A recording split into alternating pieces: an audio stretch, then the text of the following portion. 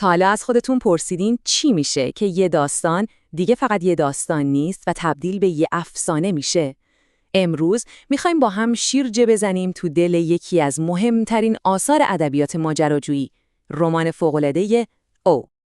یه لحظه تصور کنید. بهتون میگن یه جایی تو یه گوشه مخفی از این دنیا یه ملکه زندگی میکنه. ملکه‌ای که زیباییش از حد تصور خارجه، قدرتش ترسناکه و عمرش جاودان است. شما جرأتش رو داشتین که باهاش روبرو بشین؟ این دقیقاً همون سوالیه که بیشتر از یه قرن ذهن خواننده‌ها رو درگیر خودش کرده. آخه میدونین این کتاب فقط یه قصه ماجراجویی ساده نیست. نه، این یه جورایی شیرجه زدن تو دل یه راز خیلی بزرگ. یه سفر به اعماق ناشناخته‌ها و گوشه‌های تاریک وجود انسان. پس آماده باشین که با همین سفر رو شروع کنیم. خب، حالا سوال اینه که همچین دنیای عجیب و غریبی از ذهن کی بیرون اومده؟ بیایید با مردی آشنا بشیم که این افسانه رو خلق کرده، اچ رایدر هگارد. کنگرد از اون نویسنده‌هایی نبود که فقط پشت میزش بشین و خیال بافی کنه. اصلاً اون خودش یه ماجراجوی واقعی بود. تجربه‌های دست اولش تو آفریقا با اون همه رمز و راز و خطر یه جوری به داستاناش جون داده که شما وقتی کتاب رو میخونین انگار دارین گرد و خاک اون سرزمین‌ها رو نفس میکشین.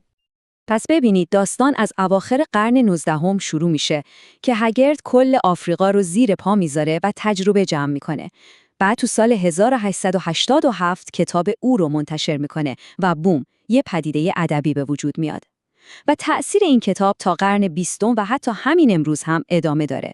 اینجاست که میفهمیم چطور تجربه شخصی یه نفر میتونه یه افسانه جهانی بسازه. خب دیگه وقتشه که خودمونم وارد داستان بشیم. بیایید با قهرمانای قصه همراه بشیم و بریم سراغ یه جستجوی خیلی خیلی قدیمی، سفری به دل ناشناخته‌ها. همه چیز از یه صندوقچه آهنی مرموز شروع میشه که دست یه محقق میفته. توش چیه؟ یه تیکه سفال باستانی که یه جورایی مثل نقشه گنجه و اینطوریه که یه سفر سخت و نفسگیر تو دل آفریقا شروع میشه. مقصد کجاست؟ یه پادشاهی گم شده که انگار از تاریخ محو شده. پادشاهی کور. و درست تو قلب این پادشاهی گم شده میرسیم به نقطه اوج داستان، رویارویی با او. ملکه‌ای که هم فرشته است و هم هیولا و سرنوشت همه به یه اشارش بنده. او که باید اطاعت شود. فقط به این اسم فکر کنید. حتی قبل از اینکه ببینیمش، همین اسم کافیه تا بفهمیم با چه موجود قدرتمند و مرموزی طرفیم. اسم اصلیش آیشاست، ولی قدرتی که داره خیلی بزرگتر از هر اسمیه. شخصیت آیشا واقعاً پیچیده است. یه طرفش یه زیبایی الهی داره، یه عشق بی‌نهایت و یه شفقت عمیق. اما طرف دیگه‌اش یه خشم ویرانگره، یه سلطه مطلق، یه جنون ترسناک. همین تضاد بین فرشته و دیو توی نفر اونو انقدر خاص و فراموش نشدنی کرده. آیشا فقط یه شخصیت تو قصه نیست. اون در واقع خود سوالای بزرگیه که کتاب مطرح میکنه. سوالایی مثل اینکه بهای جاودانگی چیه؟ سرنوشت ما واقعاً دست خودمونه؟ یا اصلا تمدن‌های گم شده چی به سرشون اومده؟ این کتاب شما رو با همه اینها درگیر میکنه.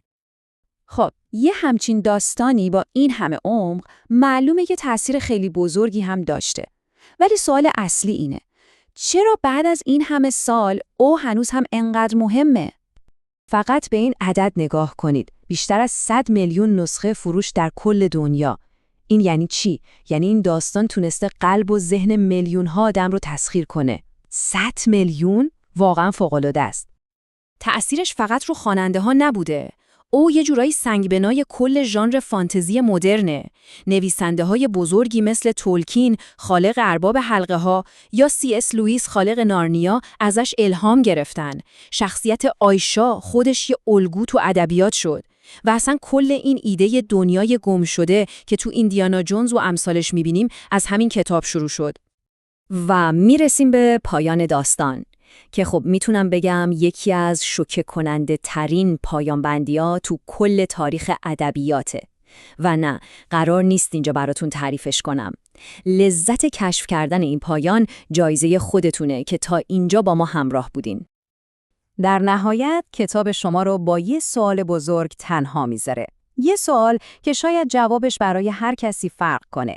بهای واقعی جاودانگی چیه؟ یه نعمت بزرگه یا یه نفرین وحشتناک؟ جواب این سوال هم تو خود کتابه، هم تو قلب خود شما. ممنونم که تو این ماجراجویی با من همراه بودین.